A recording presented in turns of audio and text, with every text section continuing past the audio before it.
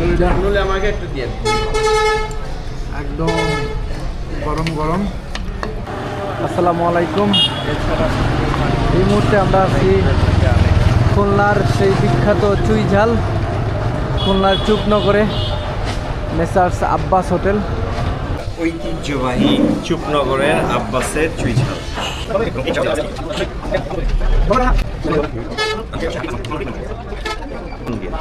ঝাল super duper.